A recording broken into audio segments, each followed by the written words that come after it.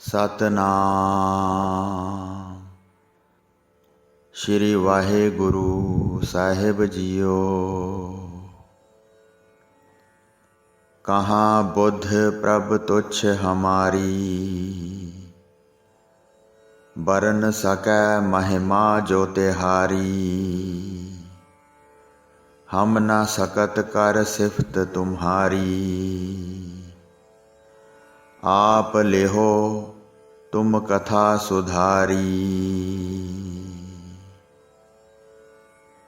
परम सन्मानयोग गुरु रूप गुरु खालसा साध संगत जी, वाहिगुरु जी का खालसा वाहिगुरु जी की फतेह। सच्चे पातशाह धन श्री गुरु अमरदास जी के दरबार विच भगती का खजाना खुल गया। भगती दे नाल चार पदार्थां की दात संगतां नूं दिंदे हन अते इस विच कोई देर नहीं लगती।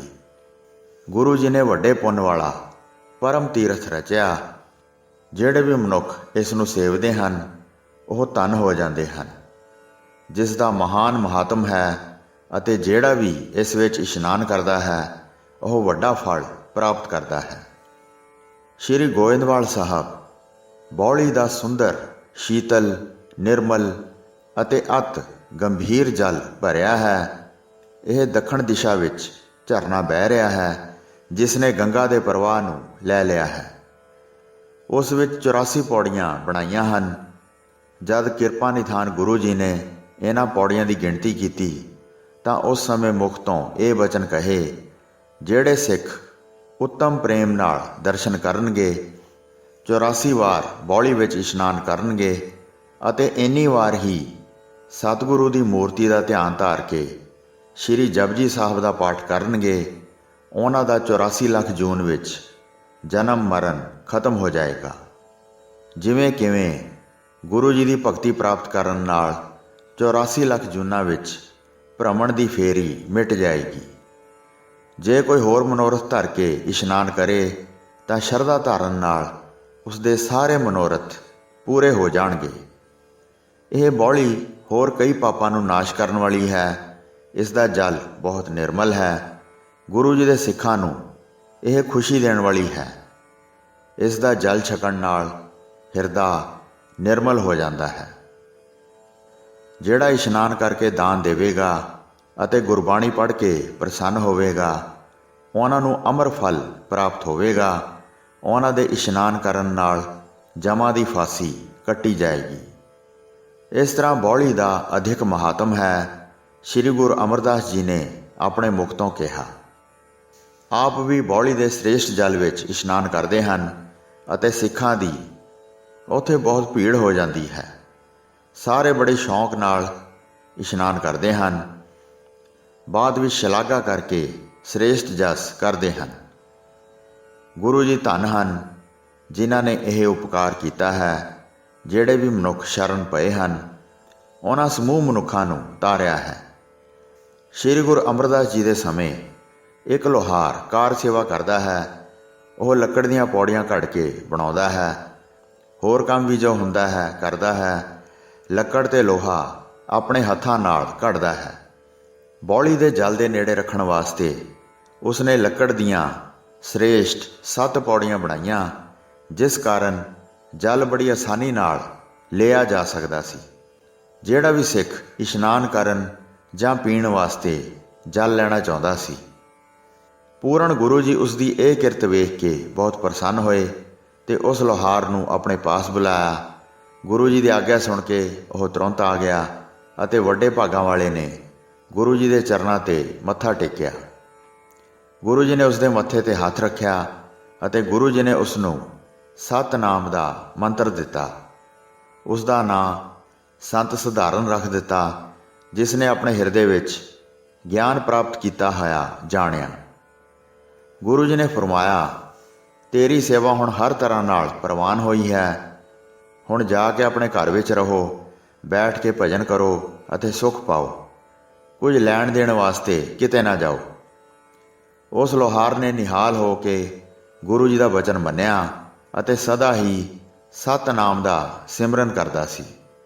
अपने घर जाके बड़े सुख नाल वसिया ਅਤੇ ਨਾਸ਼ ਰਹਿਤ ਬੜਾ ਉੱਤਮ ਆਨੰਦ ਪਾਇਆ। ਬਹੁਤ ਲੋਕ ਇਕੱਠੇ ਹੋ ਕੇ ਗੰਗਾ ਇਸ਼ਨਾਨ ਕਰਨ ਵਾਸਤੇ ਜਾਂਦੇ ਸਨ। ਉਹ ਸਥਾਨ ਉਹਨਾਂ ਦੇ ਰਾਹ ਵਿੱਚ ਆਉਂਦਾ ਸੀ ਜਿੱਥੇ ਸ੍ਰੀ ਗੁਰੂ ਅਮਰਦਾਸ ਜੀ ਰਹਿੰਦੇ ਸਨ। ਇੱਕ ਸੰਗ ਨੇ ਆ ਕੇ ਸ੍ਰੀ ਗੋਇੰਦਵਾਲ ਸਾਹਿਬ ਡੇਰਾ ਕੀਤਾ।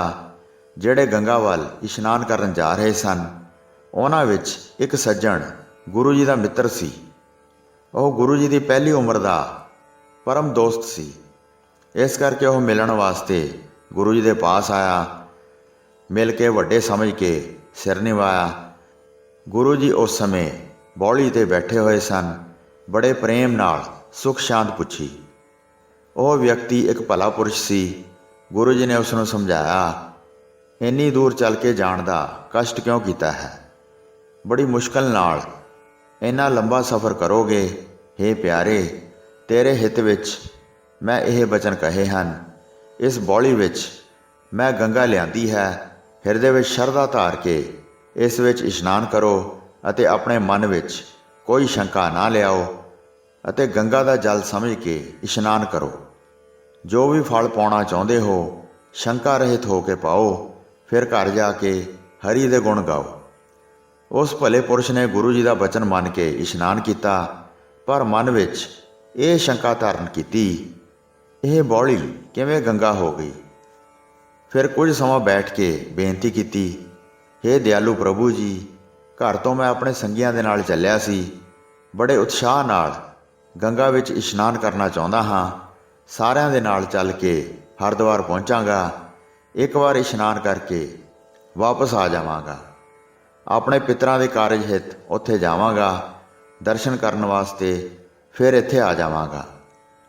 ਜਦ ਗੁਰੂ ਜੀ ਨੇ ਵੇਖਿਆ ਕਿ ਉਹ ਹਰ ਤਰ੍ਹਾਂ ਨਾਲ ਡੋਲ ਗਿਆ ਹੈ, ਤਦ ਸ੍ਰੀ ਗੁਰੂ ਅਮਰਦਾਸ ਜੀ ਬੋਲੇ, ਚੰਗੀ ਗੱਲ ਹੈ, ਹਰਿਦੁਆਰ ਜਾਓ ਅਤੇ ਸਾਡੇ ਵਾਸਤੇ ਵੀ ਗੰਗਾ ਦਾ ਜਲ ਲੈ ਕੇ ਆਣਾ। ਇੰਜ ਆਗਿਆ ਦਿੱਤੀ ਤਾਂ ਉਹ ਚਲਾ ਗਿਆ ਅਤੇ ਗੰਗਾ ਨਦੀ ਦੇ ਕਿਨਾਰੇ ਪਹੁੰਚ ਗਿਆ। ਆਪਣੇ ਪਿਤਰਾਂ ਦਾ ਕਾਰਜ ਕਰਵਾਉਣ ਖਾਤਰ ਮਨ ਭਾਉਂਦਾ ਭਲਾ ਇਸ਼ਨਾਨ ਕੀਤਾ। ਆਉਣ ਸਮੇਂ ਗੁਰੂ ਜੀ ਦਾ ਬਚਨ ਯਾਦ ਆਇਆ, ਇਸ ਲਈ ਹੱਥ ਵਿੱਚ ਲੋਟਾ ਸੰਭਾਲ ਲਿਆ। ਫਿਰ ਹਰਿਦੁਆਰ ਵਿਖੇ ਗੰਗਾ ਦੇ ਜਲ ਵਿੱਚ ਪ੍ਰਵੇਸ਼ ਕਰ ਗਿਆ। ਹੱਥ ਵਿੱਚ ਲੋਟਾ ਫੜ ਕੇ ਜਦ ਡੁਬਕੀ ਲਾਈ, ਲੋਟਾ ਹੱਥ ਵਿੱਚੋਂ ਡਿੱਗ ਪਿਆ ਤੇ ਫਿਰ ਦੁਬਾਰਾ ਨਾ ਮਿਲਿਆ। ਬਹੁਤ ਖੋਜ ਕੀਤੀ ਪਰ ਉਹ ਕਿਤੇ ਵੀ ਨਾ ਦਿਸਿਆ। ਸੰਗ ਦੇ ਸਾਰੇ ਮਨੁੱਖ ਚੱਲ ਪਏ ਪਰ ਉਸ ਨੂੰ ਲੋਟਾ ਨਾ ਲੱਭਾ। ਬਹੁਤ ਇੱਧਰ ਉੱਧਰ ਘੁੰਮਿਆ, ਸੰਗ ਨਾਲ ਮਿਲ ਕੇ ਚੱਲ ਪਿਆ ਪਰ ਗੰਗਾ ਦਾ ਜਲ ਲਿਆ ਨਾ ਸਕਿਆ। ਹੌਲੀ ਹੌਲੀ ਸਾਰਾ ਮਾਰਗ ਲੰਘ ਆਇਆ ਅਤੇ ਸਤਿਗੁਰੂ ਜੀ ਦੇ ਪਾਸ ਆ ਕੇ ਉਹਨਾਂ ਨੂੰ ਵੇਖਿਆ। ਮੱਥਾ ਟੇਕ ਕੇ ਬੇਨਤੀ ਕੀਤੀ, ਮੇਰੇ ਪਾਸੋਂ ਆਪ ਜੀ ਦੀ ਸੇਵਾ ਨਹੀਂ ਹੋ ਸਕੀ।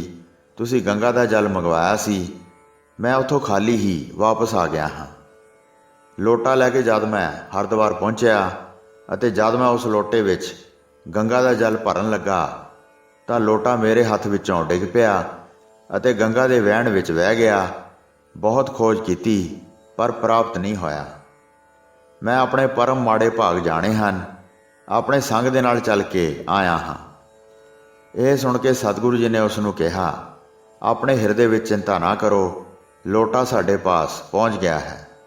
ਗੰਗਾ ਦੀ ਧਾਰ ਨੇ ਆਪਣੇ ਵੇਗ ਨਾਲ ਲੋਟਾ ਇੱਥੇ ਲਿਆਂਦਾ ਹੈ। ਜੇ ਤੁਹਾਡੇ ਹਿਰਦੇ ਵਿੱਚ ਪ੍ਰਤੀਤ ਨਹੀਂ ਹੈ ਤਾਂ ਉਸ ਨੂੰ ਬੌਲੀ ਦੇ ਵਿੱਚ ਵੇਖ ਲਓ।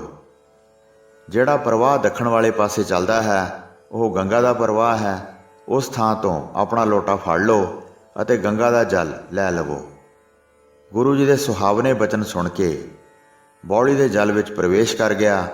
ਦੱਖਣ ਵਾਲੇ ਪਾਸੇ ਜਲ ਦਾ ਝਰਨਾ ਵੇਖਿਆ। ਸੀਤਲ, ਸੁਖਦਾਈ, ਨਿਰਮਲ ਅਤੇ ਉਜਲ ਸ੍ਰੇਸ਼ਟ ਰੰਗ ਵਾਲਾ ਜਲ ਸੀ। ਉੱਥੇ ਪਏ ਲੋਟੇ ਨੂੰ ਆਪਣੀ ਅੱਖਾਂ ਨਾਲ ਵੇਖਿਆ। ਇਹ ਚਰਿੱਤਰ ਵੇਖ ਕੇ ਬਹੁਤ ਹੈਰਾਨ ਹੋਇਆ। ਬੌਲੀ ਵਿੱਚੋਂ ਛੇਤੀ ਨਾਲ ਨਿਕਲ ਕੇ ਗੁਰੂ ਜੀ ਨੂੰ ਸੁੱਖਾਂ ਦਾ ਦਾਤਾ ਵੇਖ ਕੇ ਉਹਨਾਂ ਦੇ ਚਰਨਾਂ 'ਤੇ ਢਹਿ ਪਿਆ।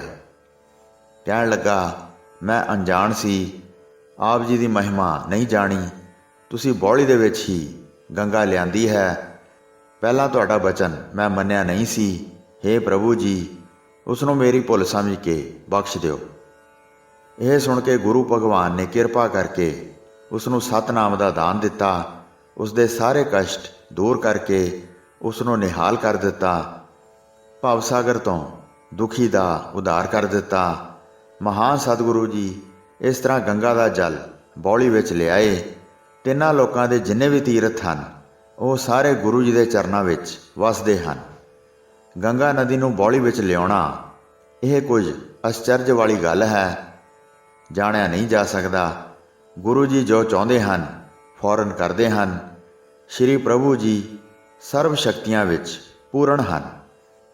ਆਪਣੇ ਸਿੱਖਾਂ ਦੇ ਸੁੱਖ ਵਾਸਤੇ ਬੌਲੀ ਦੀ ਰਚਨਾ ਕੀਤੀ ਸੀ ਤਾਂ ਕਿ ਉਹਨਾਂ ਦੇ ਸਿੱਖਾਂ ਦੇ ਜਨਮਾਂ ਜਨਮਾਂ ਦੇ ਪਾਪ ਦੂਰ ਹੋ ਜਾਣ। ਜਿਹੜਾ ਮਨੁੱਖ ਇਸ ਕਥਾ ਨੂੰ ਚਿੱਤ ਲਾ ਕੇ ਸੁਣਦਾ ਹੈ ਉਸ ਦਾ ਪਾਪਾਂ ਤੋਂ ਛੁਟਕਾਰਾ ਹੋ ਜਾਂਦਾ ਹੈ। ਹੋਈਆਂ ਭੁੱਲਾਂ ਚੁੱਕਾਂ ਦੀ ਖਿਮਾ ਬਖਸ਼ਣੀ ਜੀ। ਦਾਸ ਨੂੰ ਆਗਿਆ ਦਿਓ। ਵਾਹਿਗੁਰੂ ਜੀ ਕਾ ਖਾਲਸਾ, ਵਾਹਿਗੁਰੂ ਜੀ ਕੀ ਫਤਿਹ।